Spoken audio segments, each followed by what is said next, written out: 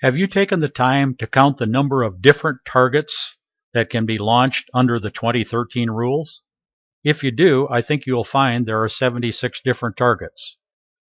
What I would like to show you in this video is how, using our standard layout, it would be possible for you to select any one of these 76 targets and have DryFire launch that target for you over and over and over again until you feel comfortable with that particular target. So in the process of trying to show you how we're going to do this, I've created a document, and I'll be reviewing that document with you so that you understand how to use it. But in general, it goes something like this. Right now, if I were to go up and go to Setup and come down to Olympic Single Trap Settings, I find that I am currently set on table number 1. If I open this window, notice there are 9 tables. When I close that and come up here to the target window and select a target, notice that besides the possibility of shooting around, which means if you select that, then you're going to start on station number 1, shoot that target, move on to 2, shoot that target on to 3, and keep that rotation up until you've shot 25 targets. Now in this target window, note up here that if you were in the round mode, what would happen would be the first target you would shoot was what we call station 1/1, or station 1, target 1. Then you would move on to station 2, and we would throw 1 target out of that sequence of 3 traps, and so forth.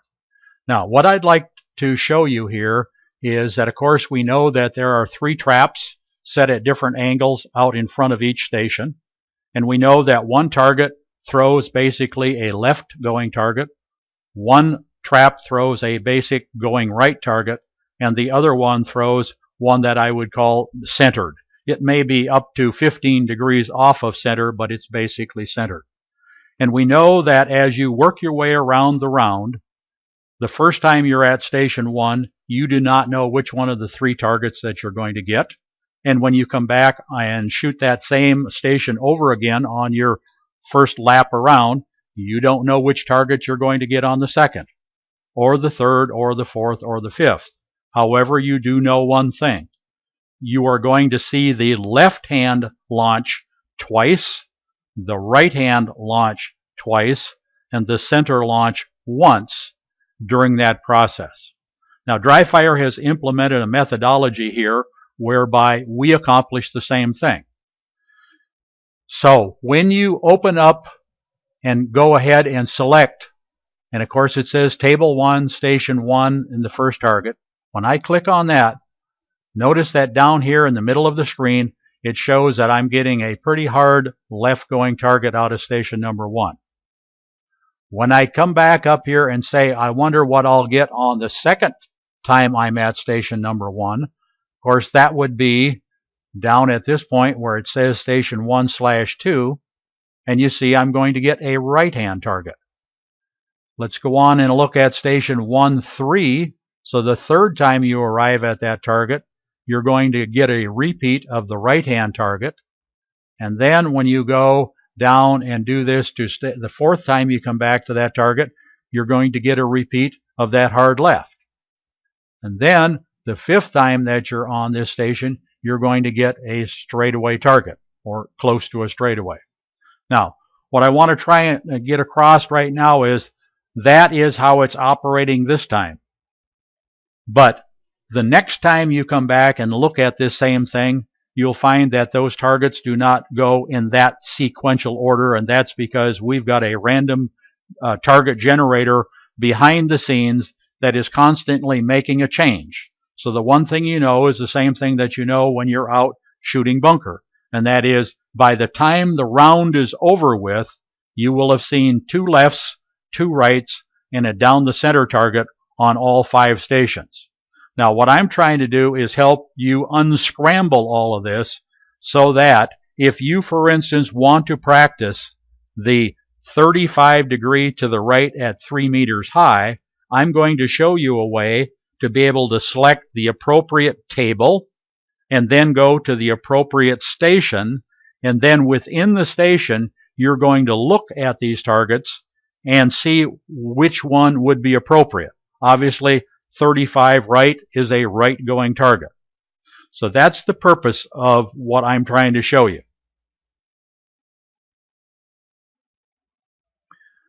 Let's look at the document that I provided for you, which shows us exactly what targets are used, the 76 different specific targets used in 2013 rules. And let me show you how to use this document. Starting in the left-hand column, we have the angle, and the angle runs, in this case, from angle 0, and on the third page, you'll find 45 degrees. In the next column, you have the height at the intermediate point for that specific target, and then to the right of that, you have the 9 different tables that we have in Olympic bunker trap. So here's how we're going to read this. For the target that is legitimate, that is 0 degrees, and it's 1.5 meters high at the intermediate point, it does not exist in Table 1. It does not exist in Table 2. However, in Table 3, you'll find it on Station 5. It does not exist in Table 4, 5, 6, or 7, and again you'll find it in Table 8 as Station number 4. And finally, it does not exist in Table number 9.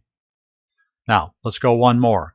The second target angle, 0 degrees, 1.6 meters high, only exists in Table 4, Station 5, and Table 5, Station 4, and Table 9, Station 5.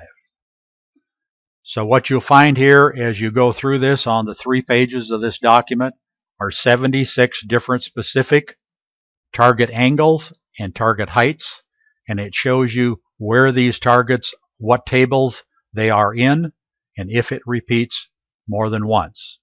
Now let me move on down to the next page down, where I am going to go ahead and look at the 35 degree target that we talked about at 3 meters. How can I practice that target? Well, I could go to table number 1 and find it on station number 3, and it'll be the only right-hand going target on station 3, table 1. Or I could go to table number 5 and also find it on station 3 as the only right-going target. And finally, I could find it over on table number 8 as station number 3, the only right-going target. So that shows you how to use this particular document and find whatever it is that you want to practice. Next, I'd like to give you my opinion on a good method for a single shooter practicing Olympic bunker trap and a small room 10 feet wide and let's say 12 feet in depth. So you're going to have a canvas on the wall that's 10 foot wide, and that canvas should be mounted such that the horizon on the canvas is at your eyeball height. And the canvas on the wall, by my definition, would be on our canvas where the grassy field meets the tree line.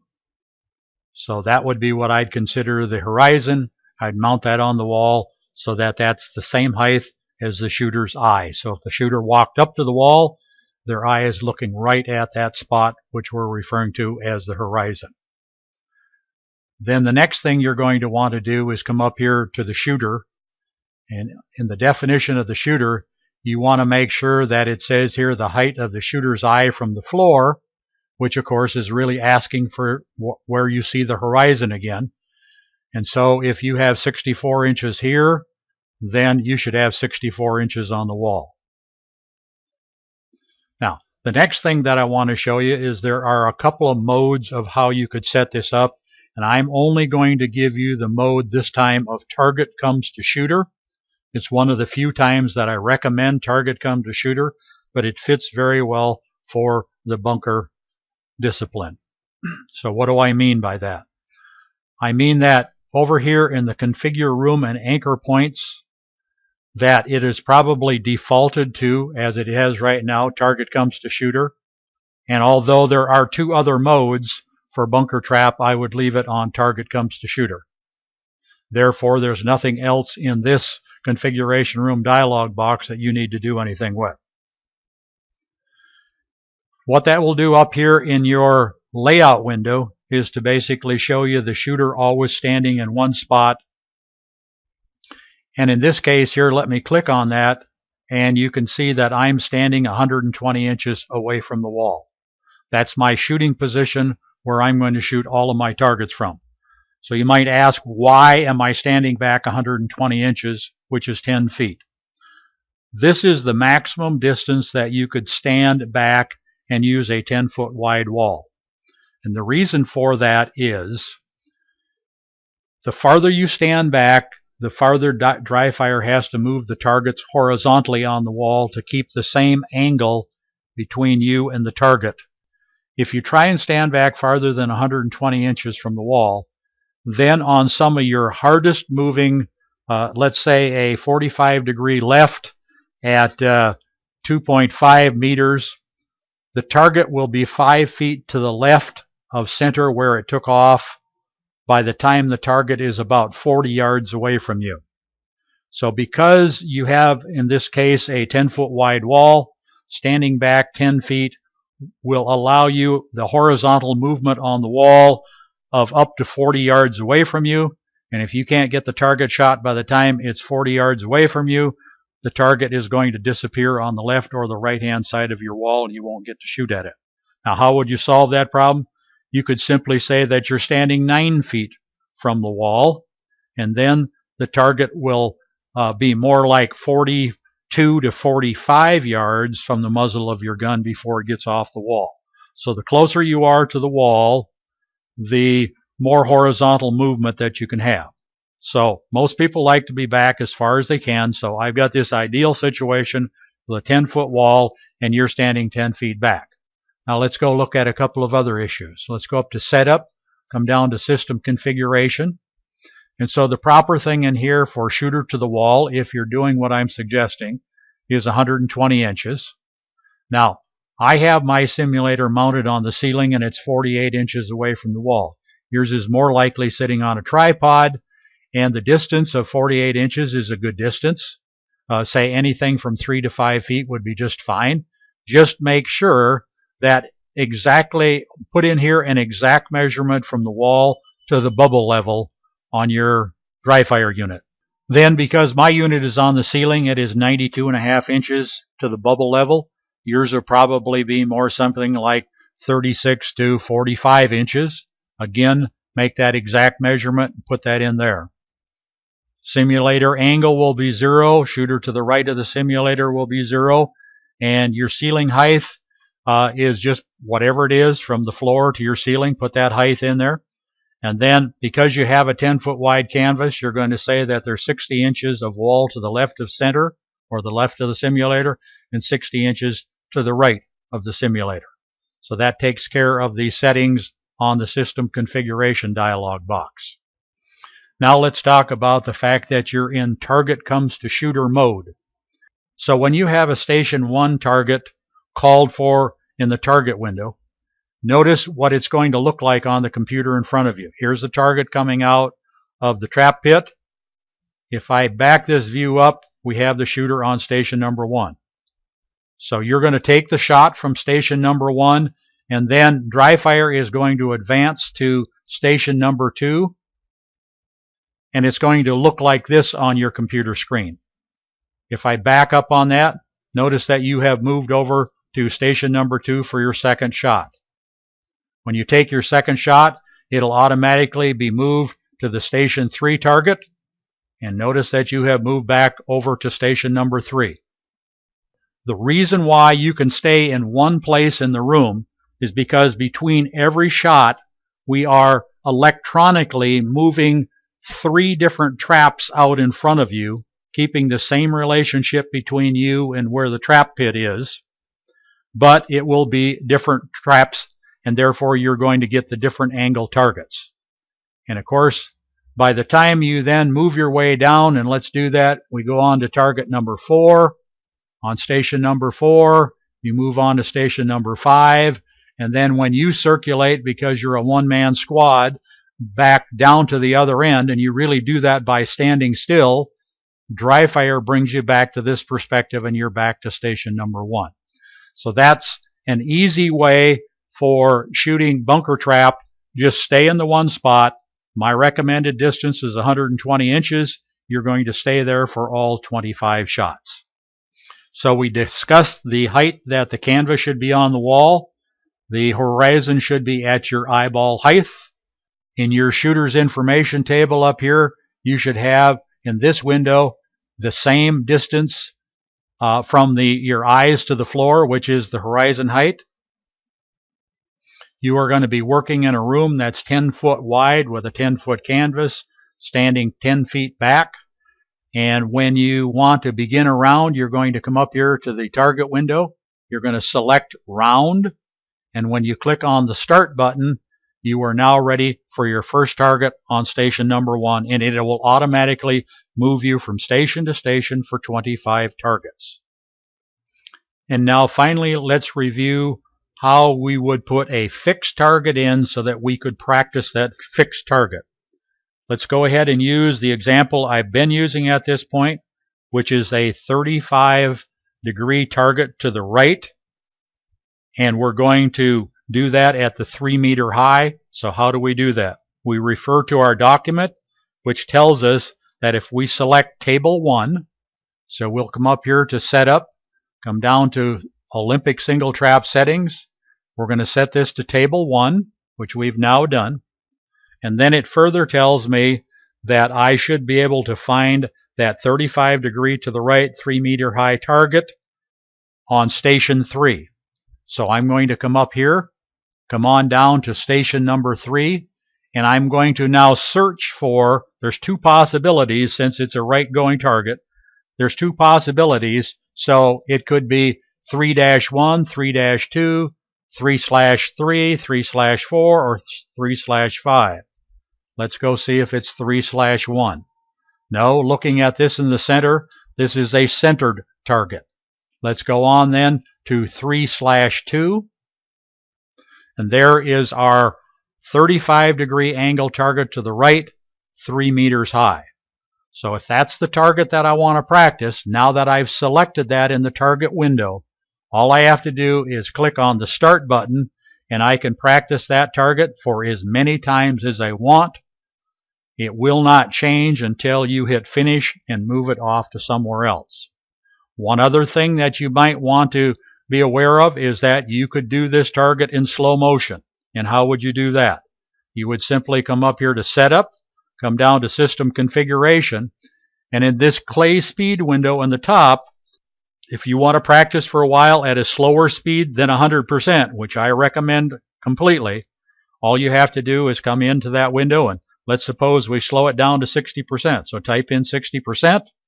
And now when you click the OK button until you come back and do this again, this target is going to be a 35-degree right, and it is always going to be at 60% of speed.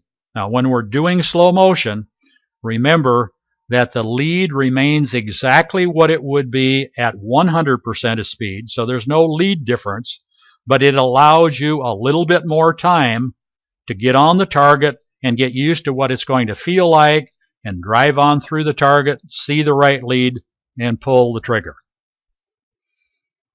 There are 2 other issues that I would like to explain to you.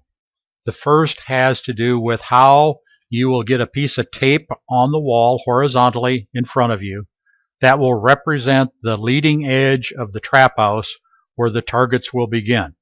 I suggest the simplest way to do this is by simply launching targets of different angles and noting exactly where they start in front of you. And then take a piece of about 2-inch wide tape, or if you don't have 2-inch wide, you'll end up putting enough tape up there so it's about 2 inches wide. And put the top edge of that 2-inch tape exactly where you see the target starting on the wall. And that will get your trap roof on the wall at the appropriate place. Now the second issue has to do with which type of triggering mechanism should you use. Dry Fire provides all shooters with a combination gun assembly. And that combo gun assembly gives you two ways of being able to pull the trigger. The first method is a switch or a push button method where you strap a little push button on the front surface of your trigger and you simply detent the switch. The second method is an acoustic pickup, which has a hearing mechanism and it listens for the noise going on inside of your gun. So with this method, you would put a snap cap in your gun, you would cock your gun before you take the shot, and when you pull the trigger, the mechanism is going to hear the loudest noise inside your gun, which is when the firing pin hits the snap cap, and it will then fire the laser in your gun at that moment. Now you ask, is that important? All I can do is give you some stories of other bunker trap shooters in the past. The most outstanding story is in the early days of dry fire. I was working with a gentleman in Colorado Springs who had been on the bunker team for about the previous 8 years. He was well known, and I asked him to try out dry fire in relation to bunker. And he got back to me and said, "Bob, there's a bit of a problem. It doesn't seem like the timing on the shot is right, and I won't be able to use it for that reason." I said, "I'm in the process of developing an acoustic mechanism which will make the timing on the shot absolutely perfect. Would you try that when I get that developed?" And he said he would. After I got that mechanism developed, I sent it to him, he tried it, and he said, now it works properly and I could use this for practice. Later on, I had another gentleman in Canada, not nearly as well known, but he bought his dry fire. He spent one night shooting it, was very disgusted with what he felt, and then just before he was about to put it in the box and send it back, he realized what I had been telling him about the acoustic pickup. He put the acoustic pickup on his gun, and he fell in love with dry fire, and I didn't have to worry about him sending it back. So those are two examples of proficient bunker trap shooters who feel that the timing of the push button switch is not accurate enough for it to be good practice for them. And they went then to the acoustic and loved it. Now, I can't predict that that's the case for everybody, but I just simply want to bring that up as an issue. Once you decide that you're going to use the acoustic pickup, you then run into another minor problem, and that is when you're trying to take your second shot, if you have a gun with inertia block triggering mechanism, which means that you cannot fire the second shot without the recoil from the first shot, you are going to be in a position where all you can do is take the first shot. If you have a gun that has direct triggers, where the second firing pin can be dropped even without the recoil of the first shot, then you will not have any problem taking two shots. Well, I think we've gone on now enough about this bunker trap and how to set it up, and I hope that you find that this is helpful. This is Dry Fire Bob.